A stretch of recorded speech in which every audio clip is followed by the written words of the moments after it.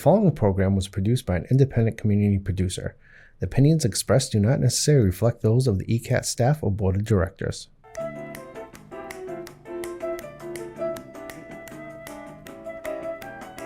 Good afternoon, everyone, and welcome to Topic Time with Harrison Young.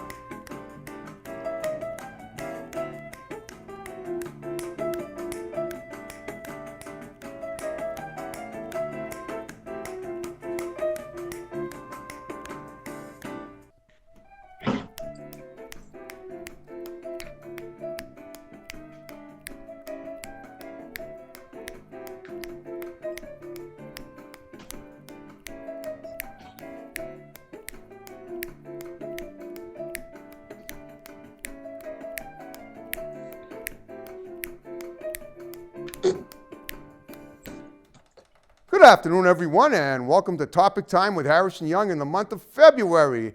What a month January was for the show, and what a year 2024 has already been. And we are going to Vegas tonight. They say what's in Vegas stays there, but tonight, what's in Vegas is coming right here to little northeastern Massachusetts. But let's face it, we are worldwide. But of course, before I get to her, a wonderful guest. She's a comedian. She's worked with a lot of other comedians, and we're going to talk all about that. But like I said, we got to read these great underwriters, and then we will commence per usual. So we have the McGee Annex used cars in Rockland. Don't get abused. Shop Kevin McGee Used. For a story, go to the library for real wholesale prices. Call Kevin McGee. We have a new shop in Taunton, Eat Africana, delicious African food. It looked very good when I was in there in Taunton. We have Beauty Bar by Jen. Great to have Jen Inlack back in East Bridgewater.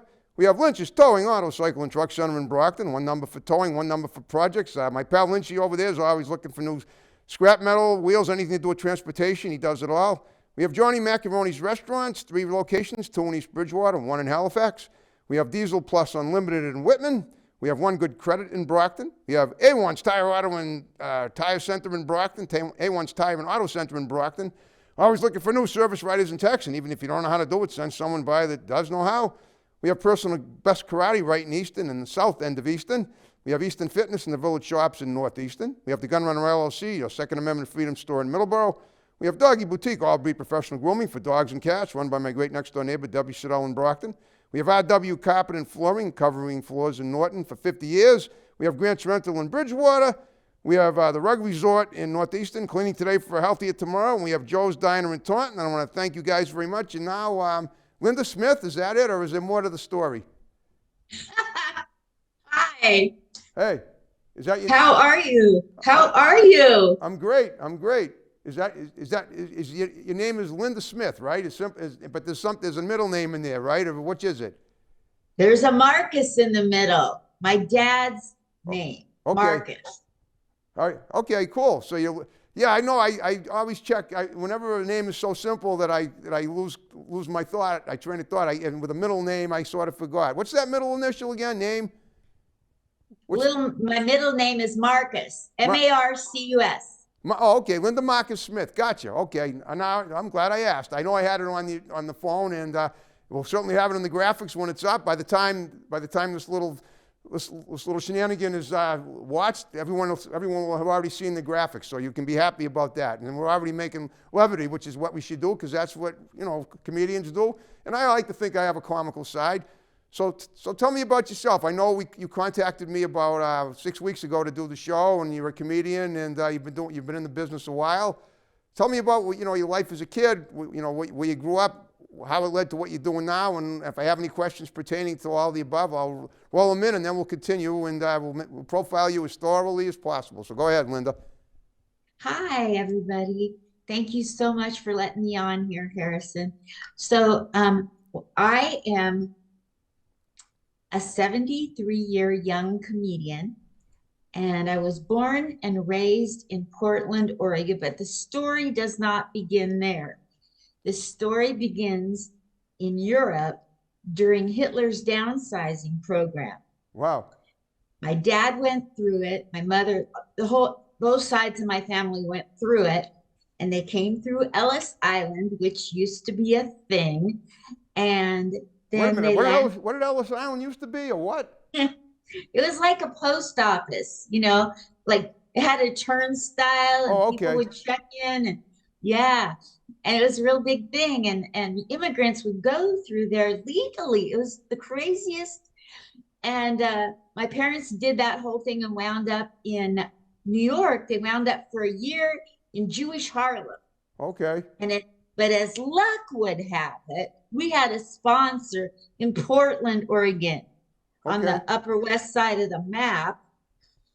Okay. So I was raised in the other Portland, not Portland, Maine, but Portland, Oregon, Okay. Nowhereville. Okay. I got a this is you just mentioned Jewish Harlem. Now, last week I actually did a show from here to Harlem, and I never knew. I guess I suppose I'm Jewish, and I guess Jews settled everywhere, and I guess that there was a time when Jews were the majority religion in Harlem, but I guess that's no longer the case. So that is interesting. I definitely did not know that. It's always cool to learn new stuff like that. There was a ghetto there around 125th and Broadway. Okay. So that's where they took in a lot of Jews, just by Spanish Harlem. So Okay. yeah, we kind of shared the same streets back then. But my parents came to Portland in 1947, Okay. and that's where I was born and raised. Okay. And so I grew up, you know how like a lot of kids hear fairy tales, like the Grimm brothers. You went to, say it again. I'm having a little trouble with the audio. In the control room, can you raise her audio a little? Yeah, all right. Just hang on a second, because I'm having my all right. Now say that again. So, you know how a lot of children are raised with really beautiful stories like the Grimm brothers? Okay. Not me. I was raised with really grim stories. Like at age 2, I was hearing about the Holocaust. Oh yeah, of course. Well, did you say your parents were? Did you have I guess you had relatives that were victims of the Holocaust, right? And Yeah, all my dad's family perished except my dad. Wow. Big, huge, yeah. Wow. Well, I have to say, I know. I mean, you're a pretty high-spirited woman under the circumstances, which is great. And I know that's, sometimes in life you got to have humor to keep you going through the tough times, and you definitely do. And but just to have a good spirit, just to have, obviously you've made comedy, you've chosen that as a career and a life passion, and here it is. And now you're embedded in it, and as well it should be, and as well it should be for all of us. I think it's a great undertaking. All right. So when did you do your first comedy gig, and where was that? Okay, so that was in the city of Murrieta, California, at Aces Comedy Club, Okay. April 13, 2013 at 2:00 p.m. Because my daughter had decided she didn't want anything more to do with me. Wow. And I didn't want to live, so I called the comedy club and I said, how would you like to help me want to live? And I mean today. And so they got me right in. It was better than dialing 988. That's true. Wow. Oh, that's incredible. Well, first of all, I have to say I want to give a little shout out to Murrieta, California, because one of my favorite singer-songwriters hail from there, Olivia Rodrigo. She's only 20, but as soon as you mentioned that name of that town, that's what made me think of that. But so you did it. So what did you do? You got up on stage and you started talking about all your struggles. Is that it? And you made people laugh with them. Yeah, Rocky Osborne got me in, and he paired me up with a succession of 3 different comedians, and they listened to my life. Okay. And they helped me write jokes about it. And that was from 2:00 till 5. And at 6, I was up on the open mic. Oh, wow. Okay. So what did you do? Just sit around and write? You wrote jokes, watching the other people, and you said, this is what they're looking for, so I'll create something for myself. Is that it? No, I went there just knowing I needed to learn how to do comedy to have a reason to live. Yes. Got and I told them who I was, where I came from, what's going on in my life, and they helped me write jokes about it. Okay. They helped me have my first set. So this was April 13th, 2013, you say, right? Yes. That's interesting, because that was a Saturday, and I know exactly what I did that day. I actually auditioned for a film in Palmer, Mass. I thought maybe you'd enjoy that little conglomeration of our experiences on the same day. I have a photographic memory for dates because I have autism, and it enables me to remember things, dates, every day, just about every date of my life, and what day of the week it happened on and what I did. So, You're like Mary Lou Henner.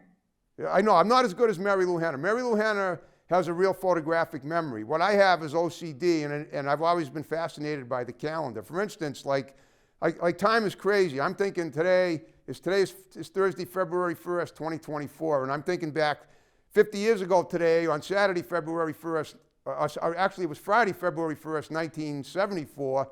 I was thinking, oh my goodness, I can't believe it's February 1st of 1974 already. And I think that's when it was. I'm pretty sure it was a, Friday, let me see, Friday, I'm always doing that. 30, yeah, that's when it was. It was Friday, February 2nd. I'm trying to, actually, yeah, it was Friday, February 1st, 1974, and I was thinking about that, how years just fly right by, and and next thing you know, it's 50 years later. It's crazy. And I'm sure you probably go through the same experience, right? Oh, yeah. I can't even remember my calendar today. I have to write it down on a 3x5 and look at it every hour to make sure I don't forget something today. Right. I understand. Well, okay. Well, that's good. Well, you got to do what you got to do. All right. Well, so now I've noticed you made a list of people that you performed with, and it was quite long. It was about 3 feet long, as I recall, as I was reading it off Facebook, and that's awesome. So, how did you become incorporated with all these comedians? I guess you really wowed them in that first performance, and that was 11 years ago. And since then, you've just been, driving the apple cart around, picking up more seeds, I guess you could say, right? I just made that up. That's pretty cute, wouldn't you say? It's pretty good. Thank you. Well, so you tell me. That's not even the full list of everybody, that's just the ones that I had up until like a year ago. But when you interview people, and you probably know this, Harrison, when you interview people, they invite you. Right. And I'm getting invites all over the world. Exactly. Okay. Do you have a big family? I know you talked about your mother, but do you have children of your own? Just the one daughter that doesn't talk to me. Okay. I have an older sister in Orange County, California. Okay. And I have a twin brother, my twin, in Portland, Oregon. Oh, wow. Interesting. Okay. Have you ever been? Now you've been to Ellis Island, I guess, right? Or have you just to check it out and see what your ancestors went through? Is that it, or not, or Harlem, or any of those? Oh yeah. Okay. Oh yeah. Okay. So whereabouts in the Northeast have you? I'm just curious. Where have you gone? Have you done shows in different parts of the country as well? Yes, I've done New York, including a lot in Long Island, like the big room at Governor's. I've done the little rooms at Governor's. I've done Philadelphia. I've done Penn State. Okay. What, the Penn college? State. Oh, you at the school? Oh no, more like State Penn. Oh. No, just kidding. Okay. No, I did a coffee shop right outside of the campus. Okay. Had a comedy club show, and I got to host it one night. Oh, that's awesome. Host it. Gee, that's a step up. And not that, that's wonderful. If you host it, you can pick and choose whoever you want. Plus, you can do your own material. It's a double. Yes. It's a win-win. No question about that. Yeah. Now, do you do anything else in entertainment? Do you do music? Do you sing, dance, write, anything like that? I know you write material, but have you ever done anything else besides just comedy before, or what? I never was in any kind of public life. Okay. I was a wife. I was in the military. I spoiled a daughter. And then when we went our separate ways, I said, I've always made people laugh. Oh. Harrison, tell me one person you know that made a Buckingham Palace guard laugh and an East German border guard laugh. Made a what laugh? Say those things again. Buckingham Palace guard who was on duty. Oh, what? Okay, yeah, they're not supposed to laugh, right? So is that what you did? You went to England and you made one of them laugh? Wow. Yep. And then I was on the west side in Fulda, Germany. I was on the west side of the border, which is 5 kilometers in from German border. And there was a guard 5 kilometers in on the German. So we were 10 kilometers apart, looking at each other through binoculars, and I made him laugh. Well, you know something? If that were the Middle Ages, both those guards could have been executed. It's a good thing it was the 21st century. That's it. Wow. Huh. Amazing. Okay. I'm almost afraid to ask how you did it, but if you want to tell me, go ahead. Just by looking at him with binoculars or just making a funny face, what did you do? I did a lot of, with the Buckingham Palace Guard, he had that thing on his head, Right. whatever that The fur hat. thing is. The what? The fur hat. Uh-huh. Right. Well, I had a purse, and it looked like it happened. It dawned on me in that moment, my purse, if you took it upside down and put it on my head and held it with a strap and marched back and forth, I looked just like him. So I did okay. that. So you had your own headgear and you turned it upside down to kind of mimic him in a funny way. All right, that works. Yeah. And I bet the Queen would say we are not amused if she was there, but she probably wasn't. You know how the Queen Yeah. is, right? We are not amused. But that was Queen Victoria. I think the more recent Queen was way more, had a better sense of humor than Victoria, Yes. from what I yes. understand. Oh, that's great. So you've made them laugh in Europe and you've made them laugh here. All right. So what about music? You ever do music? You sound like you could have a pretty good singing voice. Have you ever done anything? You ever tried that? I've done it like in groups, and I wouldn't call myself a solo singer, but Right. I have sung solos. But yeah, I sing a little in my comedy. Usually I start off by singing a few bars of the Platter song, I'm the Great Pretender. Oh yeah, that's a great song from 1958, the year before I was born. What day did it come out? I don't know. I was the year before. I can only remember stuff if it's in my lifetime. I know. Yeah. I get it. But I'll be honest with you. A year later, the song "Smoke Gets in Your Eyes." That's my favorite song by the Platters. The year I was born, it came out. So I think It's I represent beautiful. it well. That's my Yeah. favorite Platters song. But the Platters are great. I don't think they're around anymore. But it's funny we're talking about time and everything. I just heard Billy Joel came out with a new song, and that's 50 years after his song Piano Man, which was his first song 50 years ago, set in 1974. And I remember when that came out, like we're talking now, and thinking, wow, it's a new song. And now it's 50 years later. That's crazy. I know. I I was never- so excited to hear that. Yeah, I know. Yeah, are you a fan of his, of Billy Joel? I mean, I heard about 3 radio stations today singing his praises for his new song. It's so cool. Well, he's going to sell out Madison Square Garden so fast. Of course he is. He's Billy Joel. But what about? Have you ever performed at MSG? MSG, monosodium glutamate. I thought that's pretty good. Yeah, Hold the MSG. right. So have you? Well, I've never. I performed in the bathroom. I asked who wanted to hear a joke just so I could say I performed there, but no, I haven't on stage. How about Boston? You ever been to Boston? That's my territory. That's my turf. I've never been near the other Portland. I want to see Boston. I hear it's amazing there. Oh, it is. It is. You got a lot of good comedy clubs in Boston. You'd be great at them. And you're talking about Portland. You're talking about Portland, Maine, right? You want Yeah. Well, I've been there a few times. It's Portland, Maine is. I mean, it's kind of a working class city. I've gone up there to do things like I wrote a book in the '90s and I went around selling it, and I ended up there a couple of times, and then I went up to audition for a film back in 2008. And if you're gonna go to Maine, you're better off going to some place like Auburn. That's a nice town. But you want to be careful to stay out of Lewiston because there's a reason they call it the Big Lou, because it really is. And I'm not, listen, I mean, I got in a film in Lewiston back in 2012. A guy that I interviewed on my show was a filmmaker up there in Maine, and he had me in his film. I used to do that. I used to interview a lot of filmmakers, and as a reward, they'd give me extra roles in their films, the small ones, not the big ones.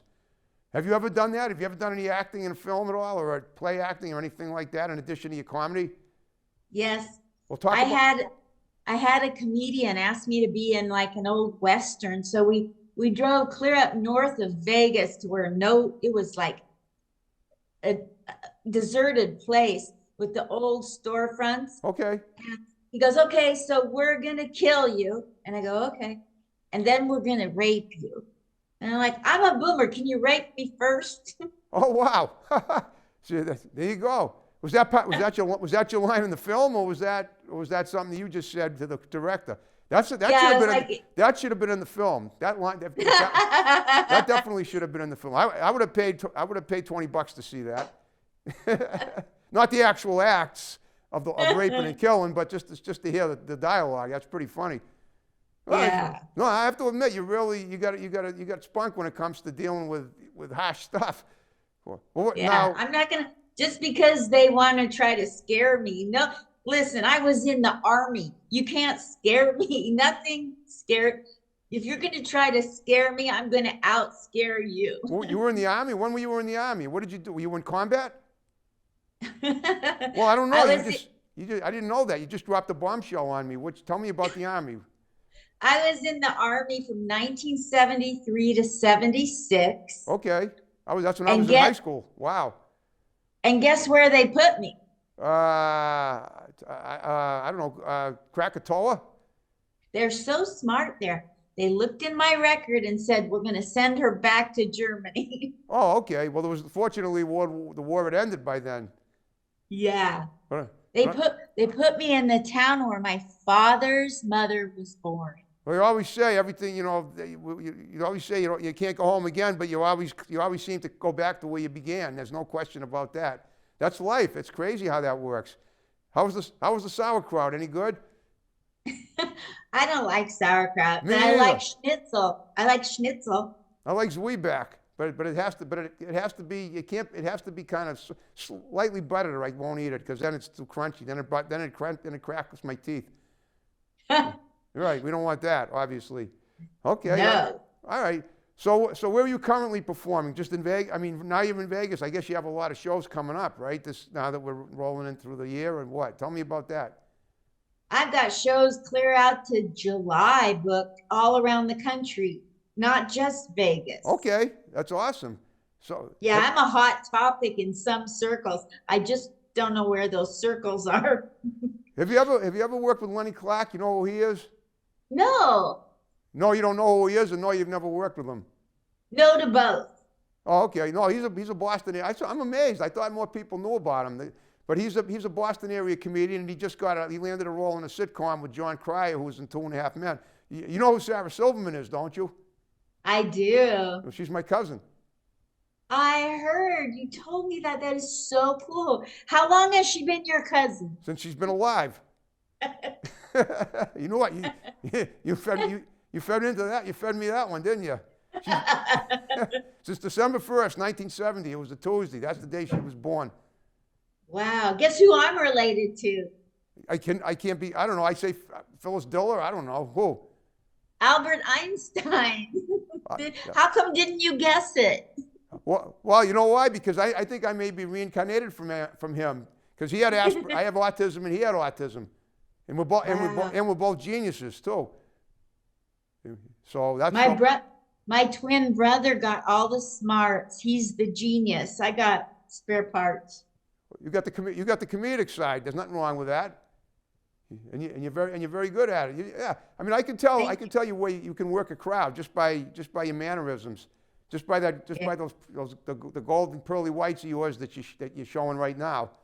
I don't know why, but I can almost picture you doing puppets too. You ever do a puppet show?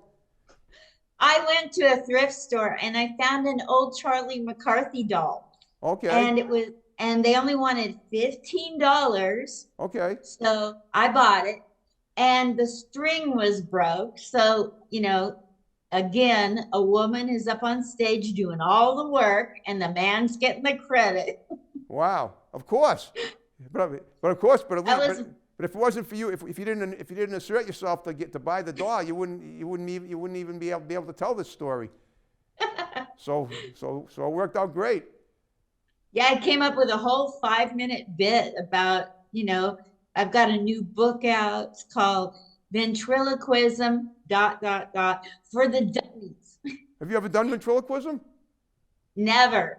I'd like to try that. I can't. It must be really. You must really be talented to be able to throw your voice and to be able to I actually make know. it sound like some wooden Nimrod in your hand just talking, and even though you're the one doing it, even you may be 2 inches away, but it's the idea of being able to do that. I tried it once. I tried all kinds of stuff to see if I could be good at it as a kid, magic and yeah. What about that? You ever been sawed in half or anything like that?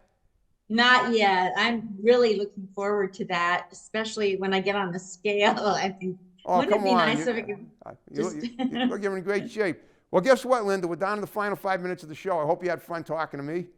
That was great. It went by so fast. Are you sure? Yeah, because you're right. I'm looking at the timer. We're 25 minutes and counting in. But we did a wonderful job. And like I told you before we started, what I want you to do is give shouts out to a few people that are going to see the show, and then we'll wrap the show up with my snap and the way we began it. So go ahead. I have 2 people I want to shout out to. Gladys Simon at Comic Strip Live, first lady that believed in me and my comedy. And then the second person is Gabe Abelson. He used to be head writer for Letterman. And the reason I want to shout out to him is because when I interviewed him, he and I found out in the interview that his father was the captain of the Marine ship that brought my family to America after the Holocaust. Wow. That's incredible. See, life is so full of these wild twists, and I always say everything happens for a reason, and you're proving it forthright right now, which is great. Okay. There you go. Wow, that you did a great job. Well, if any of these people want to do my show, that's the next thing I'm going to say. If any of these folks want to do my show, you have my digits, have them contact me. We'll get them on the show either by Zoom or in person. I prefer in person, but Zoom works, and it'll be great. I'm hoping every person I interview will endorse my show after the fact and get me more guests. It's been working so far. It's now in my 14th year, by the way, just so you know. I've got a ton of people that would die to be on your show. Okay, well, they don't have to die. All they got to do is contact me, and then we'll get them on. Absolutely. But I love the passion in that thought. Okay. Now, just before we wrap the show up, is there anything? I know you mentioned you got a bunch of shows all the way. You're scheduled all the way in July. Is there anything else you want to mention that's coming up at all that you want? That you think you might have overlooked? If so, go ahead. If not, that's fine. But I always check with every guest before I wrap the show up. So okay, thank you. I was military. I'm a veteran. Veterans need to laugh. They say 22 of them are offing themselves a day. So it's probably 2,200. And because they leave out the placeholders. So I do a show and I help the veterans. It's by veterans for veterans. And after the show, we let the veterans come back and tell us stories, horror stories, sad stories, and we make the stories funny for the veterans. So it helps them start thinking of their sadness in a funny way. That's great. Where are you going to be doing this? So now I've got like a residence, a place to have it every month in Vegas at the Marine Leatherneck Club on Spring Mountain. The next show is coming up February 17th, and I've got free tickets. If you're a friend or a fan of Harrison and you're in Vegas during any of my shows, you walk up to me, you get in free. And that's a Saturday, by the way. 2 weeks from this Saturday, the 3rd. That's great. All right. Now I have one last favor to ask. We're going to wrap the show up in about a minute. Would you stick around and let my tech guy take a pic for Facebook, and then I will tag you in it? And if you want to tag me, yeah, let's do it. Okay, that's great. Okay, that's great. I just want to thank everyone in Easton for continuing to watch Topic Time. I came in tonight. They were playing one of my shows. I came in the other day to edit. They were at 1:30 in the afternoon. They were playing one of my shows. So keep watching Topic Time in Easton and everywhere else around the world. And I guess on that note, are you ready to snap away, Linda? That's the way we did it at the beginning. How's this? Perfect. You can hold that pose while I snap, or you can move it around, whatever you want to do. All right, folks. We're wrapping up Topic Time for another day. We're going to be on next time with another awesome guest. So take care. Signing off and rolling out. Bye. Thank you, Harrison. Thank you.